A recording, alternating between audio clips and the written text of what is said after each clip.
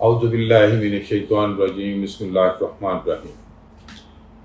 انصاف کے 3 فائدے۔ ویسے تو کائنات صرف انصاف کی ہی متقاضی ہے، مگر اس کائنات میں رہنے والے اگر صرف انصاف پسند ہو جائیں تو اس کے فائدے ہی فائدے ہیں۔ انسان کو زندگی کے مختلف مسائل میں عدل و انصاف سے ہی برتاؤ کرنا چاہیے۔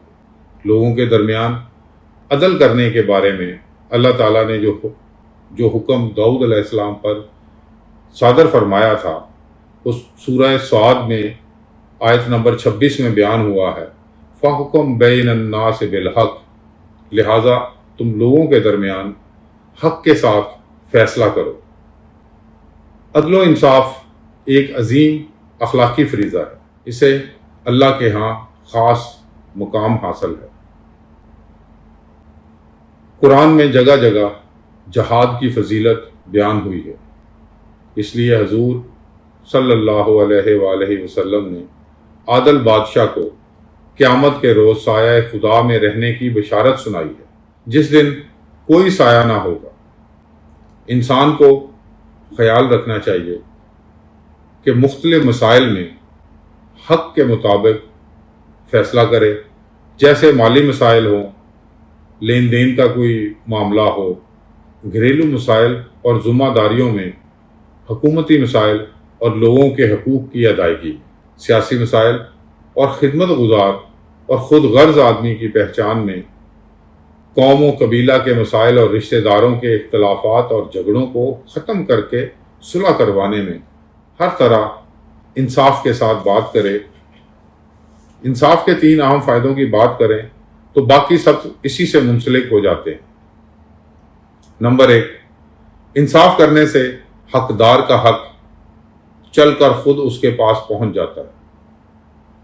کسی کو حق حاصل کرنے کے لیے جد و جہد نہیں کرنی پڑتی۔ عدل و انصاف اختیار کرنے سے افراط و تفریط سے انسان بچ جاتا ہے۔ یہ ناقابل تردید حقیقت ہے، اعتدال کی راہ ہی زندگی میں کامیابی کی ضامن ہے۔ نمبر 2، انصاف اپنانے والی قوم ہمیشہ خوددار ہوتی ہے۔ جن ملکوں میں انصاف ہوتا ہے وہ ملک و قوم خود بخود ترقی پاتی ہے۔ کسی بھی مملکت میں انصاف کمپرومائز نہیں ہونا چاہیے۔ اگر انصاف کمپرومائز ہوتا ہے تو وہ ملک کبھی ترقی نہیں کر سکتا۔ اسلام کی نظر میں مال و دولت، رنگ و نسل، ملت و مذہب اور عقیدت کی بنیاد پر کسی کو ترجیح نہیں دی جاتی، تمام کو ایک نظر سے دیکھا جاتا ہے۔ نمبر 3، خاندان میں انصاف کبھی اس خاندان کو ترقی سے نہیں روک سکتا۔ جس خاندان میں انصاف ہوگا وہ خوشحال اور ملنسار ہوگا۔ سب اسی کی مثال دیتے ہوئے آپ کو نظر آئیں گے۔ یہ ہیں انصاف کے وہ ابتدائی 3 اصول۔ جہاں یہ 3 اصول ہوں گے وہاں خوشحالی، تندرستی، ملنساری اور قربانی کا جذبہ ہر اس جگہ، اس مقام سے زیادہ ہوگا جہاں انصاف میسر نہیں ہوگا۔ نقاش علی بلوچ کی ایک چھوٹی سی چند شعر میں اس کے آپ کو سناتا ہوں۔ طمع کا دور ہے حاتم عطا کر، نجف کے شاہ سا حاکم عطا کر، زمیں پر غاصبوں کی ہے حکومت، زمیں کو موسیٰ کاظم عطا کر۔ تیری دھرتی پہ تیرا عدل چاہیں، نظام عدل کا ناظم عطا کر، جو بھوکوں کو کھلائے نرم روٹی، ہمیں مولا وہی ہاشم عطا کر۔